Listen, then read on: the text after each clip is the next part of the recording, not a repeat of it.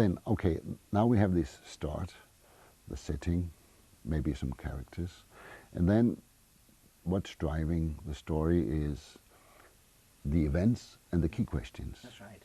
And can you say the key questions? What's that? Absolutely vital. Absolutely vital. A key question is a question where we, again, it's a structure for freeing children's thinking. And let me give you an example. I think this is the best way to describe this. I was visiting a classroom in Scotland where they were doing a topic about the local radio station. Yeah. And the teacher said to me, "I almost killed my topic today by asking a bad question." And I said, give me the example. Yeah. And she said, we had reached a point where we wanted to make a model of the sound studio in a corner of the classroom. And I said to the children, what apparatus is in the sound studio of a local radio station? Mm-hmm. They said, we don't know, Oh. because we have never been in a sound studio of a local radio station. And she quickly realised her mistake, and she altered her question to a good key question, which is, what apparatus do you think you would need in a sound studio of a local radio station? Now immediately children are saying CD players and microphones and headphones, and this is, it's quite subtle, but it's such an important part of storyline, that you ask open questions that everyone has the opportunity to answer, and to answer imaginatively, and then this can be followed up with their suggestions about how we can put this into practice and so on. Do you have any ideas about how to progress in this process of... Yes, my feeling now is that perhaps we're not doing enough in inviting children, involving children in designing their own questions. Mm-hmm.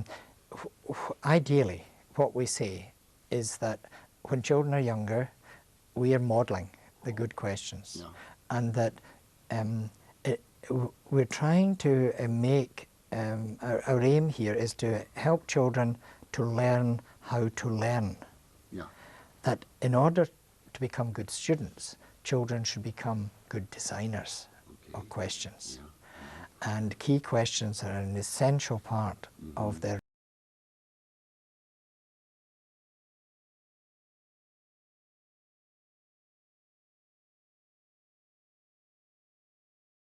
in your folkeskole, leading towards their project, or personal projects that they're doing.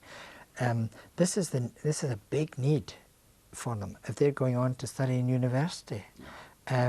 Big need is to be designers of good questions.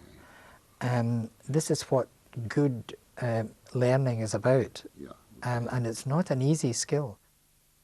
There are always things to be done in a classroom. For example, when a story has been started, there will always be some kind of model that you're making. That model is never a stationary thing. It's never just made on the first day and it's not changed. If you've got a model or a frieze, there's always something to be added to it. And something. There are always questions on the question board that we haven't had answers to. There are things to be done. There's research to be done. There are books. If we're keeping a diary or a journal, then we've got our diary and our journal in our desk ready, you know, to work on. There are jobs always to be done, we would say, in a classroom. So my view would be that as a teacher in a classroom, there are always jobs to give the children in storyline. We never really cover all the possibilities. Can I say here that I think one of the wonderful aspects of storyline is this easy involvement in cooperative learning, that in every storyline you have children who are working as individuals, you have children working in pairs, you have small groups, you have large groups, you have half a class, you have a whole class, and always with a purpose. And this is a very powerful thing, because we know from cooperative learning theories that we should be doing this as teachers. But again, as teachers, with so many things to remember, how do you do it? But if you've got a story which says we need a family, then you've immediately got a group. But that group can't work without individuals making it work. And it's a wonderful example of cooperation, that you've got each individual making their own thing, but putting it together. And that would be a very good example. Or a business that we're making. To see all the different roles of people and to examine how they interrelate and interdependence.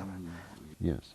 So, I mean, we've been touching a lot of aspects, but I'd like you to say what do you consider to be the most difficult aspects of working the storyline? Yes. The most difficult aspect of working with storyline as a teacher, you mean as a class teacher? I think the most difficult aspect is, first of all, the initial experience. There are many teachers in this country, as in other countries, who are using a storyline that has been described to them or that they've read about. And they've tried in a very positive way to put it into practice from what they know of it. That's not easy, I don't think.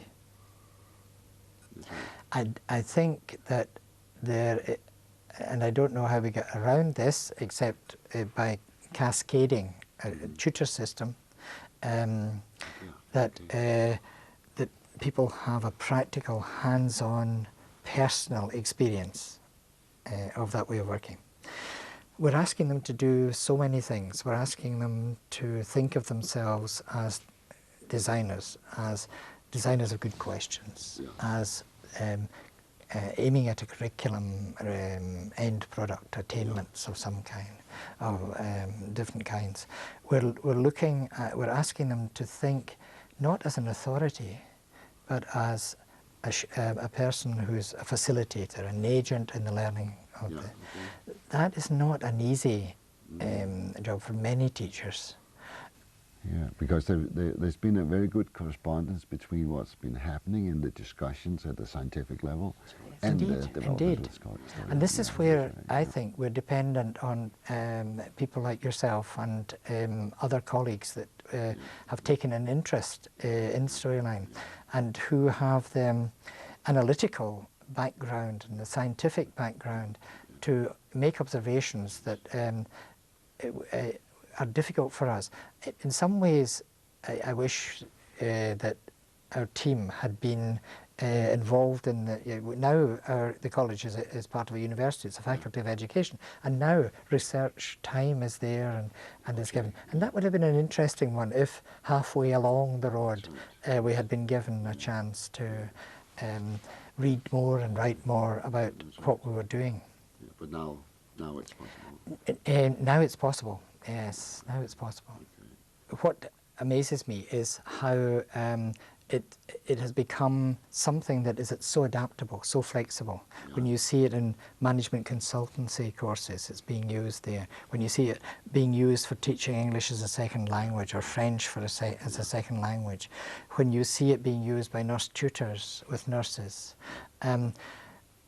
What we're doing in our primary schools is surely not patronising the children by using a methodology or a strategy that seems to work at any level. Okay, so we'll work on it, we'll continue, we'll learn from it. I look forward to that.